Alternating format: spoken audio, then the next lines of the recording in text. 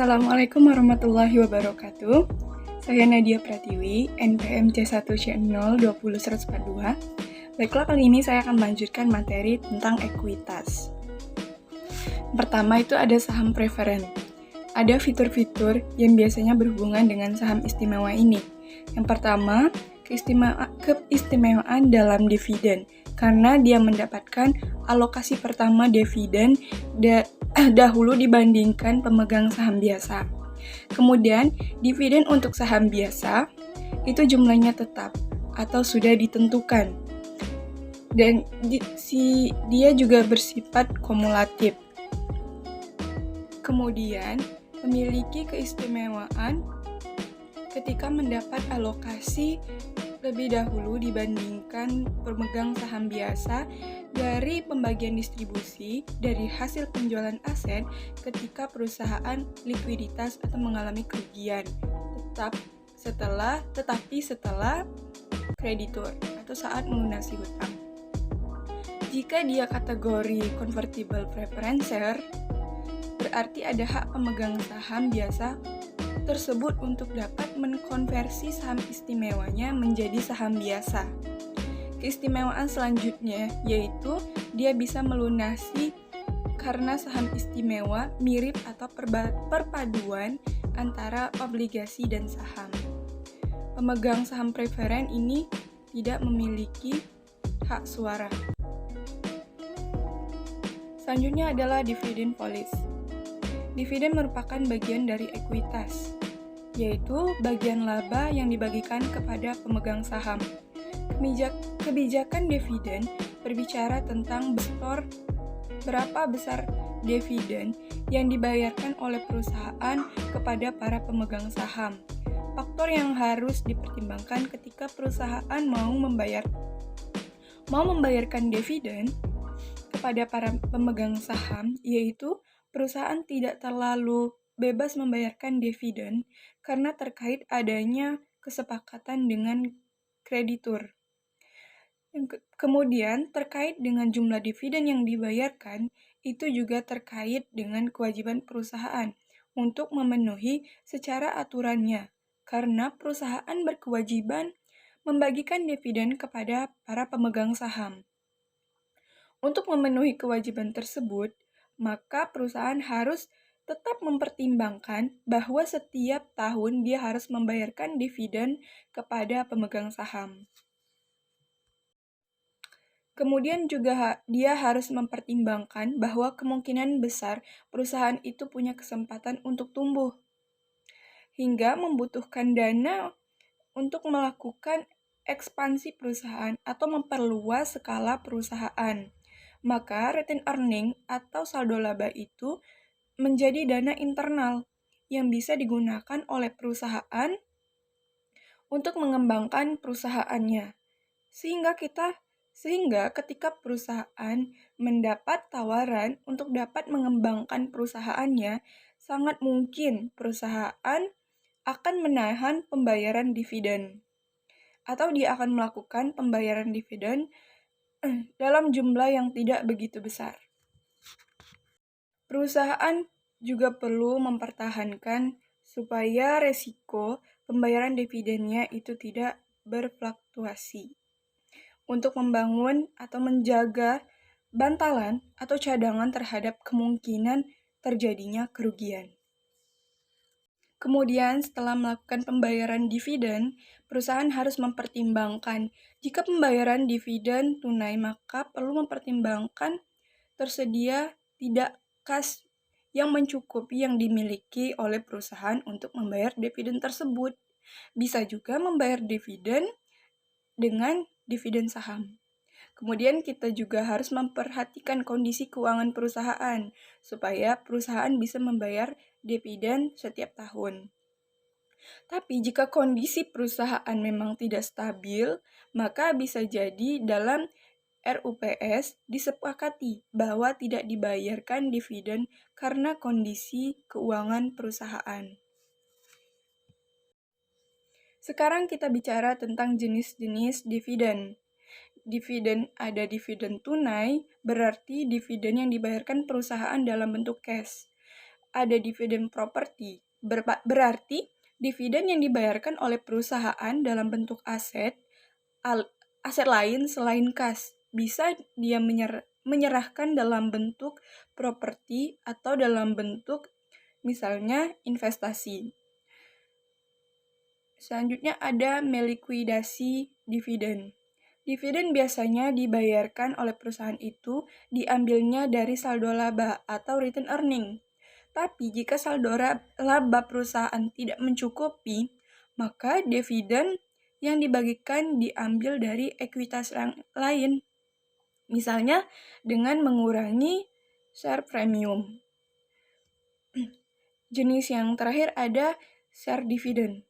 Dividen yang dibayarkan perusahaan dalam bentuk saham, yang mana pembagian dividen ini dilakukan secara proporsional sesuai dengan persentase kepemilikan. Kemudian ada keistimewaan saham preferen itu dari sisi dividen.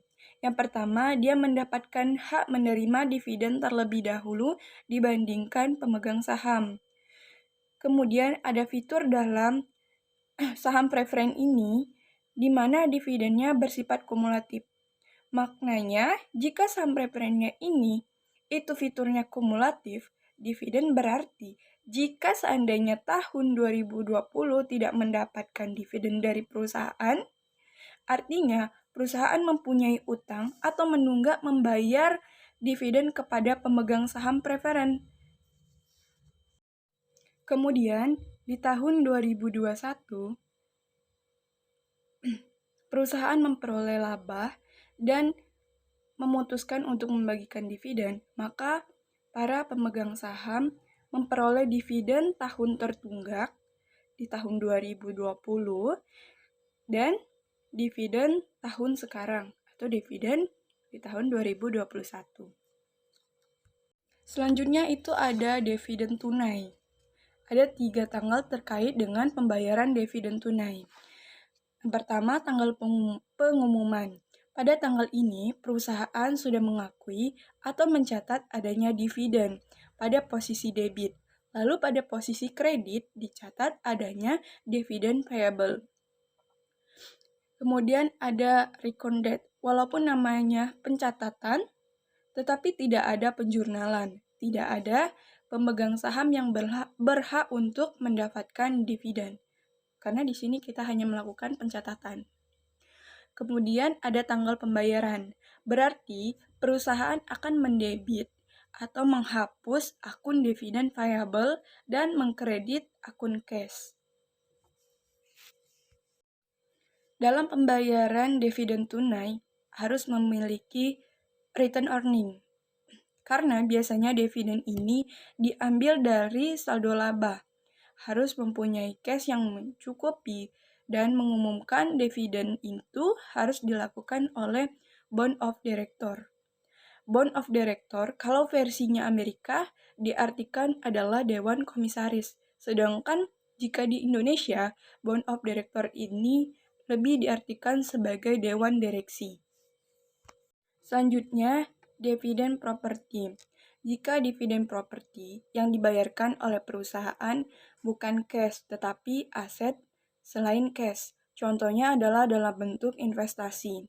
Pada saat perusahaan mengumumkan bahwa dia akan membagikan dividen properti, maka yang harus dilakukan perusahaan adalah dia harus menilai kembali properti atau aset selain cash yang akan diserahkan sebesar nilai wajar.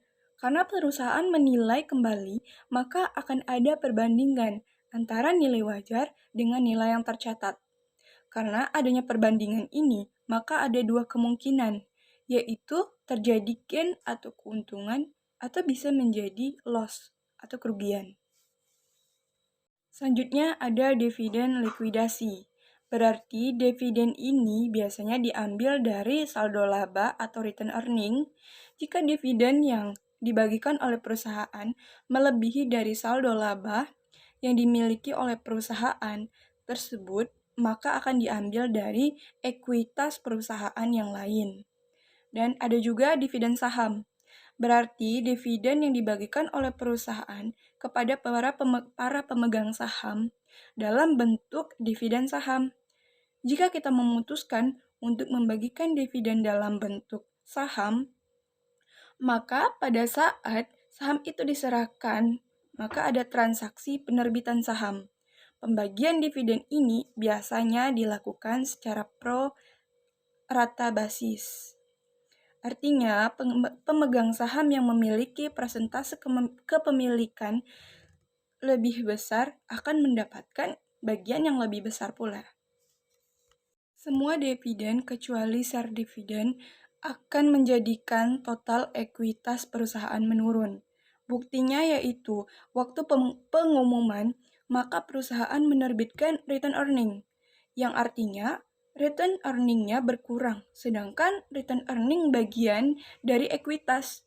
Jadi, ketika return earning itu didebitkan, maka akan berkurang. Sedangkan untuk share dividen menjadikan total ekuitas suatu perusahaan itu tetap. Alasan perusahaan membagikan dividen. Yang pertama, dia ingin memuaskan pemegang sahamnya ketika tidak memiliki cash yang tidak mencukupi.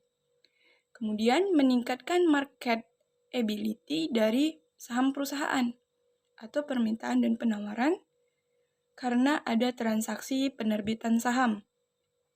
Dan yang ketiga, supaya para pemegang saham secara permanen menginvestasikan kembali atau harus berinvestasi pada perusahaan kita. Yang terakhir yaitu pengelompokan untuk dividen saham.